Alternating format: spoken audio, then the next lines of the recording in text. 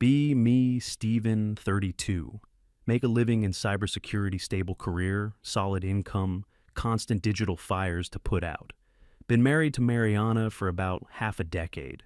I always believed we functioned as a unit. I focused on keeping the financial side strong while she shaped our place into something that actually felt like a home. It felt balanced. I never reduced myself to just the paycheck. In my mind, I was a partner working alongside my wife to build something lasting.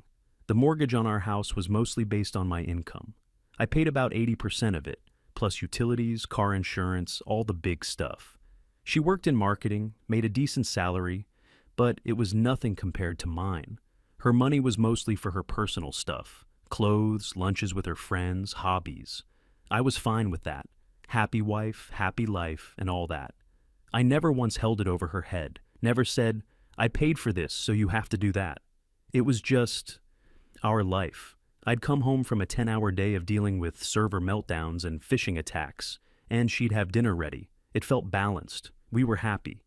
Then, about a year ago, things started to shift. It was slow at first, almost unnoticeable. She got a new group of friends at work, the brunch type. Suddenly, our quiet evenings were filled with recaps of their conversations. New words started entering her vocabulary, words like patriarchy, emotional labor, and weaponized incompetence. At first, I just nodded along, thought it was just a phase, some corporate buzzword thing. Then she started applying it to us. I'd offer to take out the trash, something I always did. She'd say, "You're only doing that because society expects men to do the heavy chores. It's a performative act. I'm just trying to take out the garbage, man." It got weirder. We went out for our anniversary to a nice steakhouse, my treat. I picked the place because she loves it. Halfway through dinner, she gets this weird look on her face. Tells me that me paying for everything is a form of subtle financial control. Says it creates an uneven power dynamic. I'm just sitting there with a $150 ribeye, completely baffled. I tried to explain that I pay because I want to, because I make significantly more, because it makes me happy to treat my wife. That was the wrong thing to say.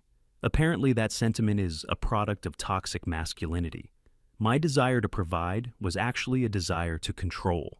The car ride home was silent. I felt like I'd walked into a minefield. The TikTok started not long after. I'd be on the couch trying to decompress after work, and all I could hear from her phone was that robotic female voice over some video of a woman yelling. Every video was about how men are trash, how relationships are a scam, and how women are constantly being exploited. She'd look up from her phone and stare at me, like she was reevaluating our entire marriage through this new, warped lens. The arguments became more frequent. Everything I did was wrong. If I bought her a surprise gift, it was to create a sense of obligation. If I offered to handle a bill she was stressed about, I was infantilizing her and robbing her of her agency.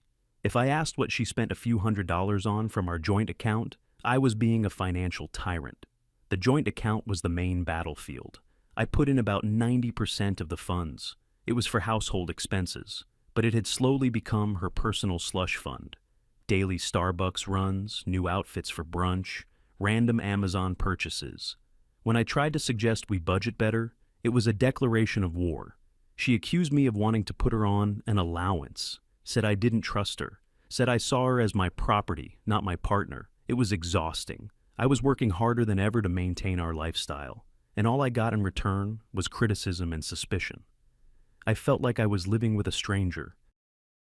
The warm, loving woman I married was replaced by a perpetually aggrieved social justice warrior. My buddy Bennett saw it happening. We'd grab a beer, and I'd vent. He'd just shake his head. He'd been through a nasty divorce and was wary of all this stuff. He told me, "Dude, she doesn't see you anymore. She sees a concept, a walking, talking embodiment of the patriarchy she reads about online." He was right. I wasn't Steven anymore. I was the man. The breaking point came a few months ago. She announced she wanted to go on a girls' trip to Miami with her new work friends for a long weekend. Sounded expensive, but whatever. I told her to have fun. Then she dropped the bomb. She expected me to pay for her flight and her share of the Airbnb. I asked why. Her salary could easily cover it. The look she gave me was pure venom. The argument was that since I earn the family-sustaining income, my money is our money, while her money is her money. She said I owed it to her as compensation for all the unpaid emotional labor she does in the marriage. I asked her to define emotional labor. She said it was things like remembering birthdays and managing the social calendar and being the primary emotional support. I reminded her that my phone calendar remembers birthdays. We barely have a social calendar, and the only emotional support happening lately was me absorbing her constant lectures. That was a mistake. The fight lasted for 2 hours. It ended with her in tears, accusing me of devaluing her and being emotionally abusive. I was so tired, just completely drained. I ended up transferring the money, about $800, just to make it stop. She went on her trip. Her Instagram was full of pictures of them drinking expensive cocktails on a yacht. Hashtag boss babes, hashtag feminist energy. While she was gone, I met up with Bennett. I laid it all out for him. The constant criticism, the bizarre logic, the financial demands. I told him I was thinking about divorce. I couldn't live like this. Bennett listened patiently, then he leaned forward. He said, "Divorce is the nuclear option. Before you go there, try something else. It's called malicious compliance." I asked him what he meant. He said, "She wants to be a strong, independent woman. She wants a true 50-50 partnership. Fine. Give it to her. Give her exactly what she's screaming for. Not what she thinks it means, but what it actually means. Down to the last penny." He told me to stop arguing, stop defending myself, just agree.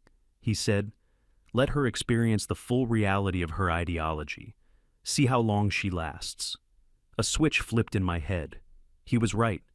Arguing was pointless. I was trying to use logic against an emotional firestorm fueled by online articles. The only way to win was to not play her game. I had to make her play by her own rules. I went home that night with a plan, a cold, clear, logical plan. Mariana came back from Miami tanned and, if possible, even more self-righteous. She'd apparently been radicalized further by her friends. She sat me down at the kitchen table. It felt like a formal HR meeting. She had a list, a literal handwritten list. "Stephen," she started in her most serious voice, "we need to restructure our marriage. The current dynamic is unsustainable, and frankly, it's a patriarchal relic." I just sat there, silent, letting her talk. She went on for 20 minutes. It was a pre-rehearsed monologue full of buzzwords. The gist was this. She felt oppressed by my financial position. She felt that our entire relationship was built on a foundation of her dependency on me, and it was stifling her. Then came the ultimatum. "From now on," she declared, "I want a true partnership. Everything, and I mean everything, needs to be split exactly 50-50. The mortgage, the bills, the groceries, all of it. We will be equal partners. No more financial control. No more uneven power dynamics." She sat back, arms crossed, clearly expecting another 2-hour fight. This was it. The moment Bennett told me to watch for. I looked at her, held her gaze for a few seconds, and then gave her a calm, simple nod. "Okay," I said. The look on her face was priceless. Total confusion. She stuttered, What? Just okay?" "Yes, you're right," I said, keeping my voice perfectly even. "I've been thinking about it, and you're absolutely right. I apologize if my role as the primary earner has made you feel controlled. It was never my intention. I respect your desire for true equality. Let's do it. 50-50. Starting the 1st of next month." Her brain was visibly malfunctioning. She had a whole speech prepared for my rebuttal, and I had just diffused it with complete agreement. After a moment of stunned silence, her confusion morphed into smug triumph. She actually smirked. She thought she'd won. She thought she'd finally broken me down, and I was capitulating. "Oh, you sweet summer child." "Great," she said, her confidence surging. "I'm glad you're finally seeing things clearly." She immediately got on her phone, probably texting her friends in their group chat. "OMG, you guys, he finally caved. Hashtag equality, hashtag partnership goals." I just sat there and sipped my water. The rest of the evening was surreal. She was walking around with this air of victory, like a general who had just won a major battle. I, on the other hand, felt a strange sense of peace. The fighting was over. The rules of the new game had been set. by her. All I had to do was enforce them. That night, I went into my home office. I opened a new Excel spreadsheet. I titled it Project Equality. I spent the next 2 hours combing through our bank statements, credit card bills, and household accounts for the past 6 months. I listed every single recurring expense. Mortgage, $3,200. Property tax, escrow, $600. Homeowner's insurance, $150. Utilities, electric, gas, water, sewer, trash. Average of $450 per month. Internet, $80. Car insurance for both cars, $220. Health insurance, I carry her on my plan, $550 premium. Streaming services, Netflix, Hulu, HBO Max, Disney Plus, Spotify, Family, $78. Groceries, average of $900 per month. The list went on. Pest control service, lawn care service, the security system subscription. The grand total of our basic shared living expenses came out to roughly $6,228 per month. Her half, $3,114. I checked her estimated take-home pay online for her profession and salary bracket. After taxes, she was probably bringing in around $3,800 a month. This new arrangement would leave her with less than $700 for the entire month. That had to cover her gas, her car payment, her student loans, her phone bill, her clothes, her lunches, her hobbies, any personal savings. MFW. I realized she had no idea what was coming. I created a shared Google Sheet and populated it with all the data. I set up formulas to automatically calculate each person's share. I added a section for variable shared expenses where we could log things like takeout, movie tickets, household supplies, etc. It was a thing of beauty, cold, impartial, and brutally fair. The next morning, I sent her an email with the link to the spreadsheet. Subject, Project Equality, Financial Transparency. Body. Hi Mariana, as per our discussion, I've created this spreadsheet to track all our shared expenses and ensure a transparent and equitable 50-50 split. Please review it when you have a moment. Looking forward to our new partnership. Love, Stephen. I heard her phone buzz in the other room.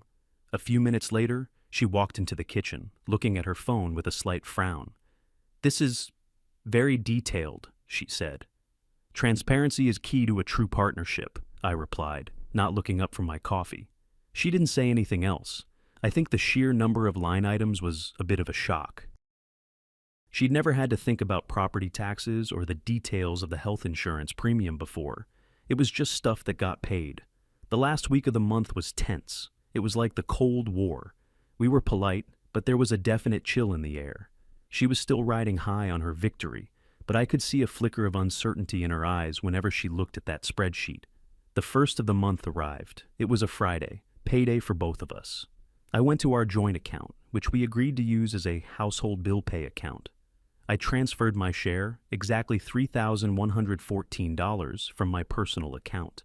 Then I set up a recurring transfer for that amount for the first of every month. Automated, impartial. I sent her a brief text. My half for June is in the joint account. Please transfer your half when you get a chance so the mortgage and other bills can be paid on time. The response didn't come for an hour. Okay, will do. That night, I checked the account. The money was there. A huge chunk of her paycheck, gone in an instant. We ordered dinner in that night, Thai food, our usual spot. The total came to $52. As we were eating, I pulled out my phone, opened the Venmo app, and sent her a request for $26. Memo. Thai food 50-50.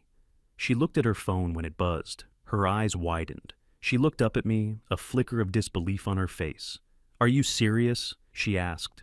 Of course, I said calmly. Equal partners, 50-50. She stared at me, then reluctantly opened the app and paid it. The meal seemed a little less enjoyable for her after that. The first weekend of Project Equality was enlightening. On Saturday, she mentioned wanting to go see a movie. I said, sounds good.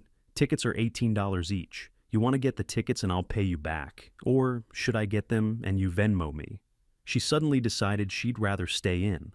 On Sunday, we were running low on paper towels. I said, "I'm making a run to Target. I'll grab them. A six-pack is $14.99. Your half is $7.50. She replied, "Never mind, I'll just use a dish towel." The small, everyday costs that she had never even thought about were suddenly appearing right in front of her. Each one was a tiny paper cut to her budget and her ideology. The real fun began in the second week. Her friends invited her out for their usual Friday night cocktails. This was a weekly ritual. They'd go to some trendy bar where a single drink cost $20. She'd usually have 3 or 4. She came to me in the living room, looking hesitant. "I'm going out with the girls," she said. "Okay, have fun," I replied, looking at my laptop. There was an awkward pause. Then she said, "I'm a little short on cash until my next check." This was the moment, the first test. "Oh, that's tough," I said with synthetic sympathy. "Have you considered using a credit card?" "I'm trying not to run up a balance," she said, the implication hanging in the air. She was asking for money. I looked at her. "Well, I can't help you. My money is my money, just like your money is yours. That's the foundation of our new equal partnership, remember?" I used her own words against her. It was beautiful. The frustration on her face was palpable. She was being trapped by her own rules. She ended up going, but she came home after only an hour and a half. I later saw a Venmo charge on her feed to her friend for $22. One sad drink. She was miserable. And it was only week 2. The rest of the second week was a blur of petty Venmo requests. I bought a case of toilet paper, requested $11.50 from her. The water filter for the fridge needed replacing, requested $22. She used the last of the laundry detergent. I added it to the grocery list and told her we'd split it. She started hand-washing some of her clothes in the sink to save money. Every transaction, no matter how small, became a documented event in our Project Equality spreadsheet. I was relentless. I was a machine. This wasn't about the money for me. It was about the principle. She wanted equality. I was going to give her a dose of it so pure and unfiltered it would poison her. By week 3, the novelty had completely worn off for her, and the grim reality was setting in. Her budget was in shambles. Her fun money was gone. Her savings were being drained by 1,000 tiny cuts. The grocery store trip was a major turning point.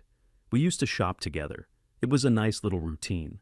We'd wander the aisles, pick out things for the week. Now, it was like 2 separate hostile nations navigating a demilitarized zone. We went with 2 separate carts. My cart, ribeye steaks, fresh salmon, organic vegetables, a 6-pack of my favorite IPA, good coffee, some expensive cheese, the stuff we always used to buy. Her cart, generic brand pasta, a jar of the cheapest sauce, ramen noodles, a loaf of store-brand bread, hot dogs. I saw her standing in the cereal aisle, staring at a box of her favorite granola. It was $7.99. She looked at it for a full minute, then picked up the giant bag of generic Frosted Flakes for $3.50 and put it in her cart with a sigh. It was a small moment, but it was everything. At the checkout, we paid separately. The cashier gave us a weird look. When we got home, we had to label our food in the fridge. I put my steaks on a shelf. She put her hot dogs in the drawer below. It was absurd. We were living like hostile college roommates. That night, I grilled myself a perfect medium-rare ribeye. She sat across from me, eating a bowl of plain pasta with a little bit of butter. The silence was deafening. I didn't offer her any of my steak, not a single bite. That wasn't part of the deal. Her social life, which had been the catalyst for this whole mess, began to crumble. Her brunch friends kept inviting her out. She had to keep making excuses. Not feeling well, have to work, busy weekend. They weren't stupid. They knew she was broke. One of her friends, the ringleader of the Smash the Patriarchy Club, apparently called her out on it. Mariana came home fuming one night after a long phone call. She was ranting about how her friends were being unsupportive. Apparently, they'd told her to just ask Steven for the money, since he obviously has it.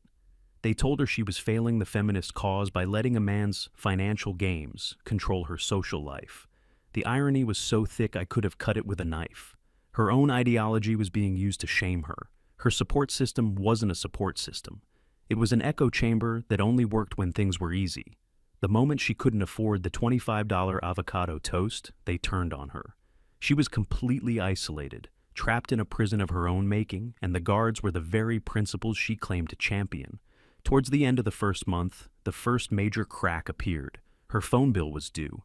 It was on a separate plan from mine. She came to me while I was watching TV. She had that hesitant, nervous energy again. "So, I was thinking," she began, in that soft voice she uses when she wants something.